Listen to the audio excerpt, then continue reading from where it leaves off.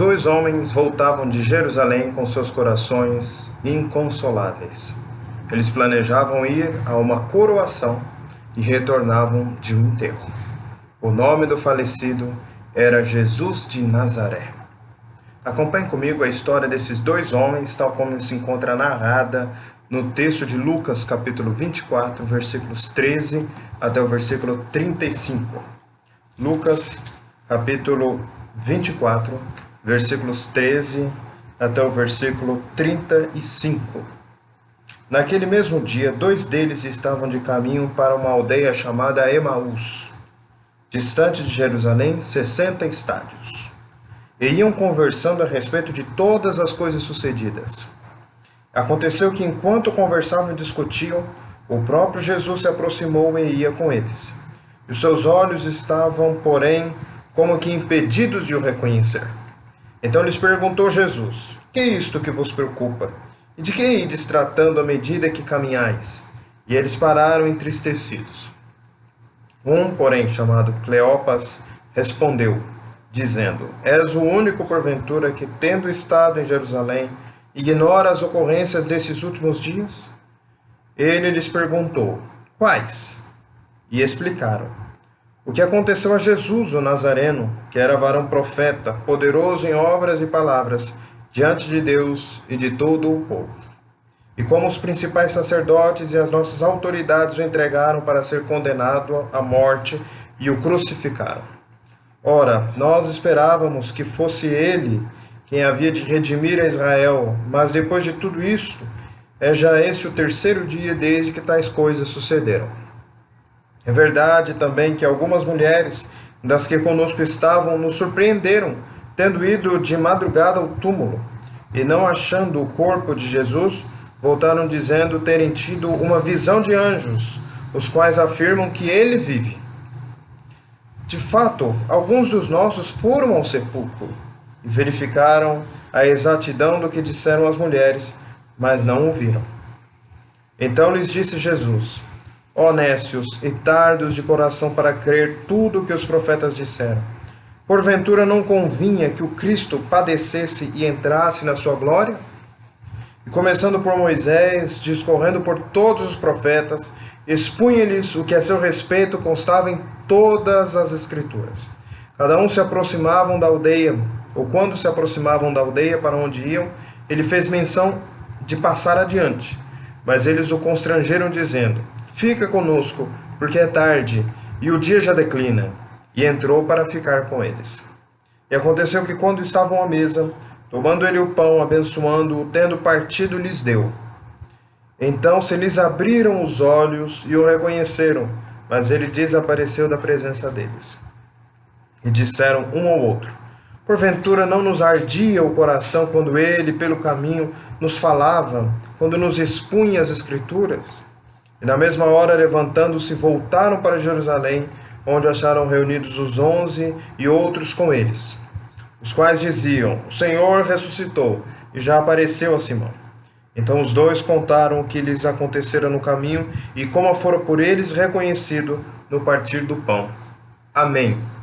Eu gostaria de pregar nesta ocasião, dia de Páscoa em que nós estamos comemorando de forma tão solene, mas ainda assim com alguma preocupação no coração em razão de estarmos afastados fisicamente por ocasião do confinamento, no enfrentamento da pandemia que estamos vivendo.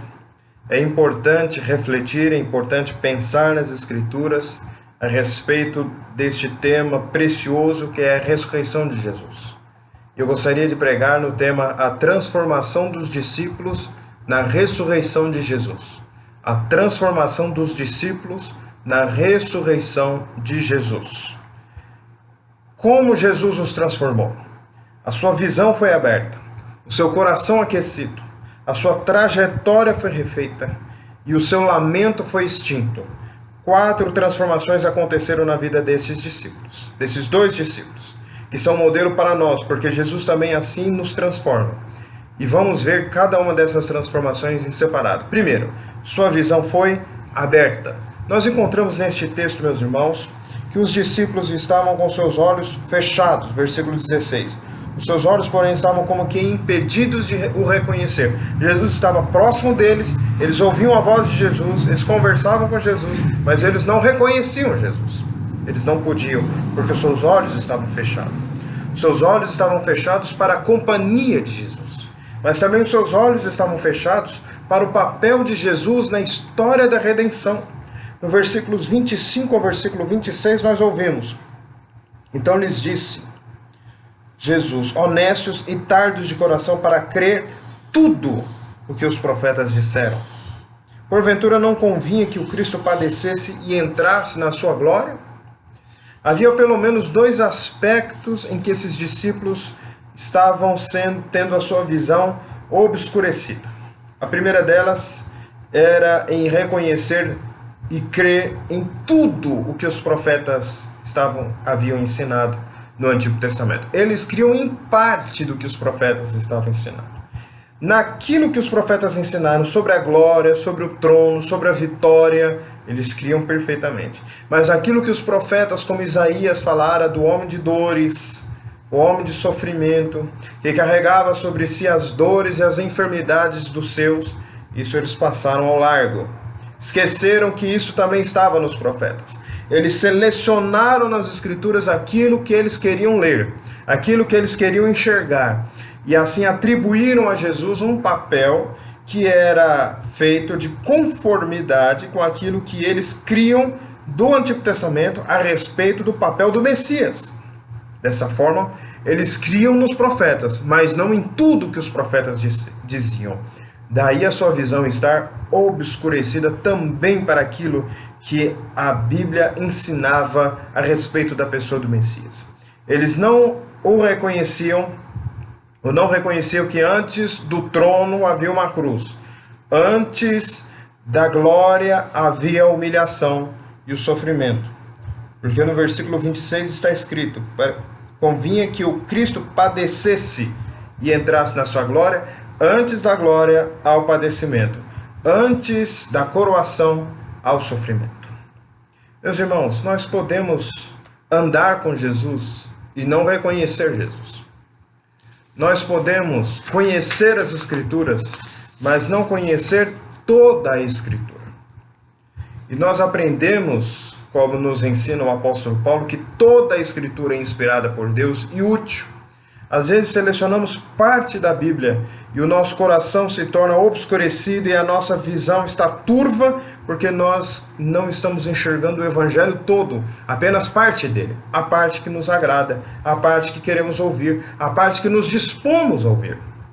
E quando Jesus cumpre um papel diferente daquilo que nós estamos imaginando que ele iria fazer, que ele iria agir, da maneira como ele iria ser coroado, da maneira como ele seria honrado, então o nosso coração se revolta, porque a nossa visão está turva, porque nós não estamos enxergando com clareza. Mas há uma segunda transformação que a ressurreição de Jesus operou nos discípulos. Seu coração, antes endurecido e entristecido, agora está aquecido. O coração dos discípulos, ao ouvir a voz de Jesus, ao andar com Jesus, ao ouvir os seus ensinamentos, ele arde novamente. Como estava o coração desses discípulos antes de encontrarem-se com Jesus? Antes de se encontrarem com Jesus, eles estavam com o coração preocupado. Versículo 17. Então lhes perguntou Jesus: que é isto que vos preocupa? Jesus olha para eles e vê que eles estão preocupados. Por quê? Porque o seu coração está preocupado. Mas não é apenas preocupação que vai no seu coração, é também tristeza. Continuando a leitura do versículo 17. Que é isso que vos preocupa? E de que ides tratando à medida que caminhais? E eles estavam caminhando de fato. Só que quando eles ouvem a pergunta de Jesus, eles param de caminhar. Eles pararam entristecidos. O texto não explica como que essa tristeza se revelou.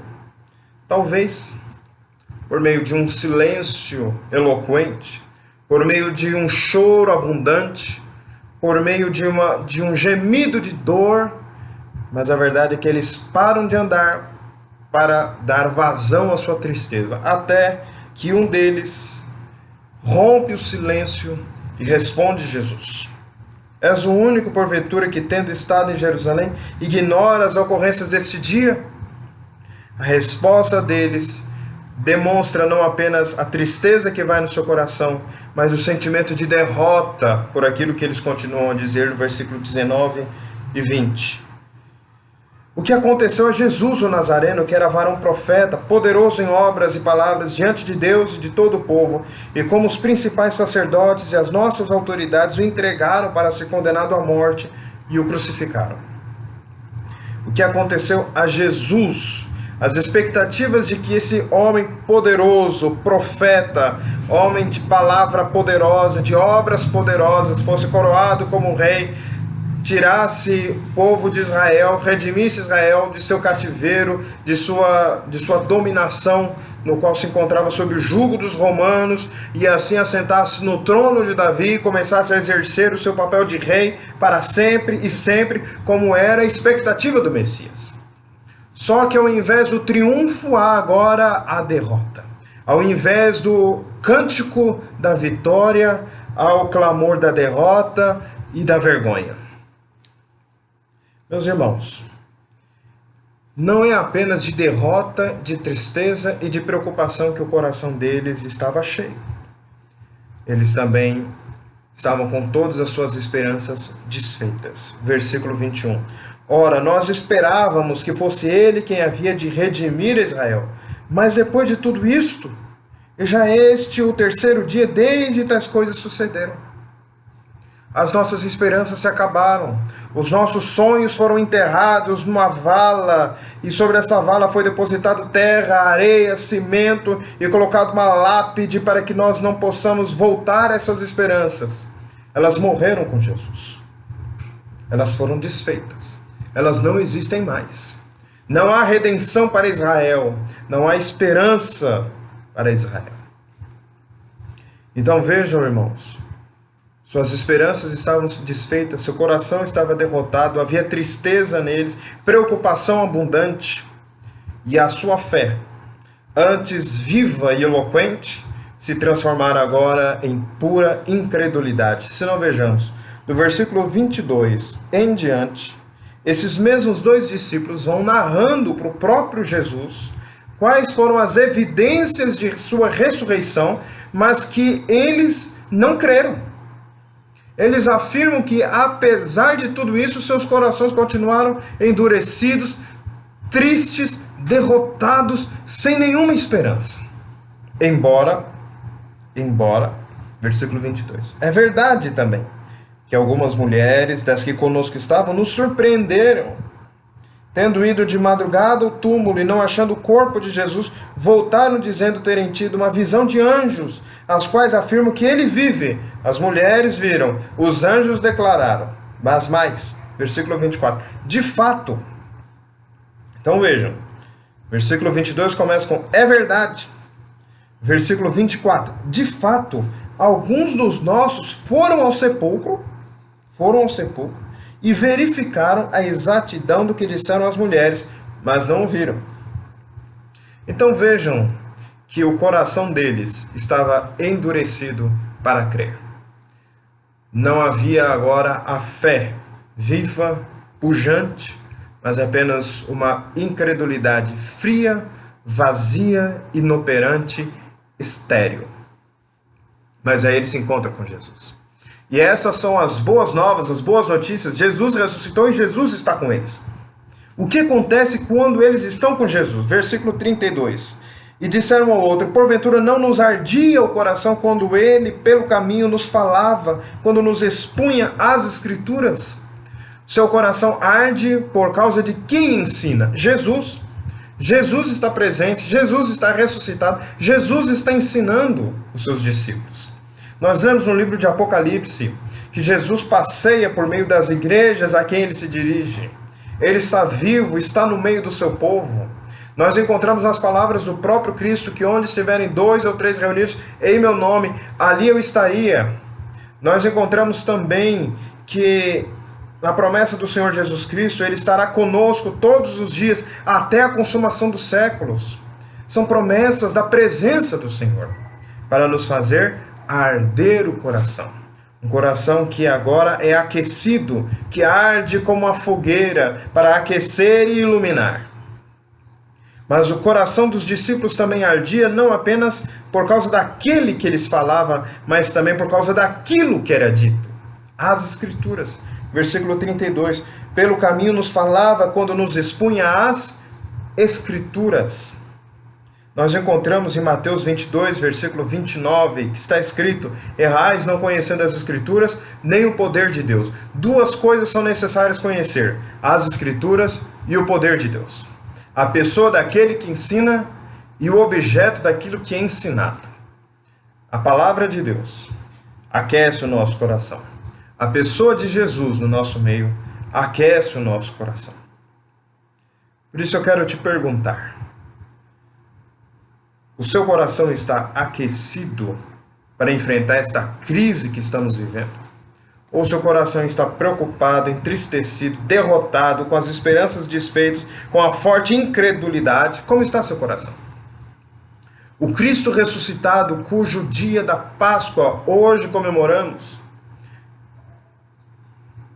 aqueceu o coração dos seus discípulos com sua presença, aqueceu o coração dos seus discípulos com sua palavra. Daí duas maneiras que nós temos, que estão coladas, que estão umbilicalmente postas uma diante da outra, de modo que as duas se complementam, porque Jesus é conhecido por meio de sua palavra, por meio daquilo que ele fala. E também nós precisamos ir até ele não apenas como se conhece matemática, ou ciência, ou literatura, mas como se conhece uma pessoa de fato, ouvindo a sua voz, tendo o seu coração aquecido pela sua presença, por meio da oração, por meio dos louvores, por meio do jejum, por meio da comunhão com os crentes. Mas em terceiro lugar, há um outro elemento que é transformado pelo Cristo ressuscitado, que é a sua trajetória. A sua trajetória é refeita. Vejam os irmãos, no versículo 13, que os discípulos estão deixando Jerusalém para trás, caminho de Emaús. E assim como o apóstolo Pedro, que depois de todas as circunstâncias diz aos demais apóstolos, dizendo: vou pescar, vou voltar à minha vida. Ser um pescador de homens deu em nada. Pescar peixe é aquilo que eu devo fazer. Aqui os discípulos também deixam Jerusalém para trás. Assim como deixa para trás também os seus sonhos, seus projetos, seu grupo, sua igreja, a reunião e a comunhão dos irmãos, para retomarem suas antigas vidas, voltarem à prática de suas vidas antes de conhecerem Jesus. Eles se distanciam de Jerusalém, porque Jesus fracassou. Eles se distanciam dos discípulos, porque aquilo que os unia já não existe mais. Eles se distanciam dos seus sonhos. Eles batem em retirada, derrotados e chorosos, sabendo que aquilo, ou a maneira como eles viviam a comunhão fraterna com Pedro, com João, com Tiago, com as mulheres que estavam também junto a Jesus, com Lázaro, Marta, Maria, os apóstolos todos, os discípulos mais próximos, os discípulos não tão próximos, tudo aquilo estava encerrado. Todos aqueles milagres que eles viram Jesus fazer ficaram absolutamente no passado. Tudo isso a morte levou. E aí eles vão caminhando para Emaús, deixando Jerusalém para trás. Quando Jesus os encontra, ele os coloca de volta no caminho certo. E eles voltam para Jerusalém. Agora percebam como eles voltam. No versículo 29, nós encontramos que Jesus estava indo adiante deles. Eles ficaram em Emaús. Jesus despediu-se, dizendo que ia além. Encontramos isso no versículo 28. Mas aí eles constrangem Jesus e dizem: fica conosco porque já é tarde. O dia já declina. É perigoso viajar. Viajar de noite, nós encontramos os animais selvagens, nós encontramos ladrões pelo caminho, nós encontramos a insegurança da noite, a pessoa sem muita luz pode tropeçar e cair, bater sua cabeça, morrer sem haver quem possa socorrer. Só que aí quando Jesus lhes abre os olhos, lhes aquece o coração, eles se levantam, mesmo no meio da noite, mesmo no meio do perigo, mesmo que houvesse leões e ursos por sua estrada, para quê? Para retornar a Jerusalém. Eles não podiam esperar o dia seguinte. Eles não podiam aguardar. Domingo de noite, na cultura judaica, já segunda-feira, não poderia chegar numa terça-feira. Tinha que ser no mesmo dia. Então o que acontece no versículo 33? Na mesma hora, levantando-se, foram para Jerusalém, noite ou dia, com sol ou com lua, com perigo ou sem perigo. Eles tiveram a sua trajetória refeita. Refeita. Eles saíram derrotados e chorosos e voltaram cantando alegria. E voltaram felizes, satisfeitos, sabendo com quem eles tinham estado, sabendo o que eles tinham ouvido e aprendendo aquilo que era necessário para corrigir não o curso dos seus passos físicos, mas também para a sua expectativa teológica a respeito da pessoa do Messias. Eles entenderam o papel da morte de Jesus. Eles entenderam todos os profetas e não apenas algumas profecias. Qual o caminho você tem seguido? Para onde caminha a sua vida? Às vezes somos como aqueles dois discípulos. Não aceitamos que as nossas expectativas, mesmo religiosas, bem intencionadas, sejam frustradas. Não aceitamos que Deus faça as coisas do jeito dele. Nos escandalizamos quando as coisas parecem fugir do controle. Mas as coisas não fogem do controle. O próprio Senhor Jesus Cristo, pregado na cruz, estava controlando todas essas coisas. Nós vimos no livro de Apocalipse que o Cordeiro, que é Jesus, ele é apto, capaz para abrir os selos, o livro selado, e cumprir todos os propósitos de Deus na história. Mas há também uma quarta transformação que eu quero chamar aqui a sua atenção para nós aprendermos juntos. É que o seu lamento é extinto. Antes de encontrar Jesus, o que nós vemos? Eles estão preocupados, eles estão tristes, eles estão derrotados, há um sentimento de fracasso no ar. Há murmuração, há lamentação. Mas agora, eles precisam voltar imediatamente para compartilhar a grande vitória de Jesus. Jesus acabou com seu lamento e pôs nos seus lábios um cântico da vitória. Eles precisam compartilhar a ressurreição de Jesus, a vitória de Jesus sobre a morte e consolar uns aos outros com um novo entendimento daquilo que o Cristo ressuscitado trouxe a eles. O sonho não acabou, as esperanças não foram extintas. A história não está desgovernada nas mãos dos líderes políticos e religiosos de Israel ou do Império Romano. Por mais forte, por mais poderosos que eles fossem, o Cristo, Jesus de Nazaré, profeta poderoso em obras e ações, o Messias, o Filho do Deus vivo, a raiz de Davi, o tronco de Jessé, aquele que vive, aquele que reina para sempre, aquele que governa todas as coisas conforme o conselho da sua vontade, está vivo, poderoso, governando todas as coisas, inclusive a própria morte e a própria vida. A história não está desgovernada, ela caminha para o triunfo da Igreja de Jesus. Ela caminha para a transformação de todas as coisas. Ela caminha para a redenção não apenas do povo de Israel, mas da Igreja e de toda a criação. Sua vida, meu irmão, gostaria de refletir sobre isso. Ela é marcada pela murmuração e pelo lamento, pela dor. Note que a presença de Jesus fez com que a dor se transformasse em alegria.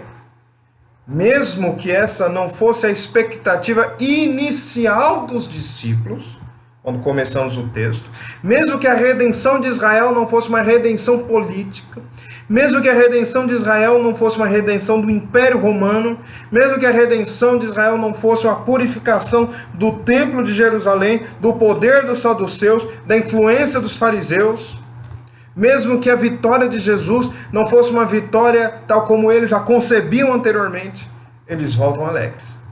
Porque Jesus transformou a sua trajetória, tirou o lamento de seus lábios, colocou um sorriso nos seus lábios. e um cântico em suas bocas. A transformação de Jesus, quando ele ressuscita, acontece na vida também dos seus discípulos. Não é apenas o corpo de Jesus que é transformado em glória, mas também os discípulos são transformados quando ele ressuscita. E perceba, irmãos, pela leitura do restante das Escrituras, eu convido você depois a ler o restante desta passagem, a ver um pouco antes e a ver um pouco depois, que não é apenas a vida desses dois discípulos que é transformada, mas a vida de toda a igreja é transformada. Sua visão foi aberta, seu coração aquecido, sua trajetória refeita e seu lamento extinto. Os dois homens que saíram do enterro voltaram para Jerusalém para comemorar a ressurreição e anunciar a vitória de Jesus em sua morte. Não há mais dor, não há mais fracasso, apenas a vitória retumbante, exponencial, arrasadora sobre a morte. Na cruz estava garantida a vitória, na cruz estava garantida a coroa. Você já se encontrou com Jesus ressuscitado? Ele já transformou sua vida como a daqueles dois homens que o encontraram no caminho para a cidade, para a vila de Emaús? Se você ainda não o fez, você está sendo convidado nesta hora a se encontrar com Jesus agora mesmo. Ele está aí do seu lado, Ele é onipresente, Ele está em todo lugar e Ele está te convidando a você viver uma nova vida com Ele. Tirar de seus lábios o lamento e colocar o cântico, o hino de vitória e de triunfo. Vamos orar juntos? Deus amado, nós te pedimos que tu mesmo apliques ao coração dos irmãos a tua palavra, fazendo com que possa produzir muitos frutos. E que tu possas, ó Deus, também tornar breves, abreviar os dias que nós estamos vivendo, para que a tua igreja possa novamente e rapidamente voltar ao convívio fraternal uns com os outros. Dá-nos graça para que a tua igreja continue unida e persevere em tua presença. No nome do Senhor Jesus. Amém. Amém. Deus te abençoe. Nós continuamos aqui neste nosso canal, adorando o Senhor, compartilhando a palavra dele. E você é o nosso convidado para, quando terminarmos essa crise, nós cultuarmos juntos no templo. E caso você seja de outra cidade, esteja acompanhando também os nossos vídeos, as nossas pregações, você também está convidado a permanecer inscrito no nosso canal e continuar recebendo a pregação da palavra do Senhor. Deus te abençoe, que você tenha uma boa semana, uma semana abençoada, que a graça do Senhor Jesus Cristo permaneça na sua vida, que o amor de Deus nosso Pai inunde o seu coração e que a consolação e a fortaleza do Espírito Santo permaneça sobre você e sobre sua família. Amém.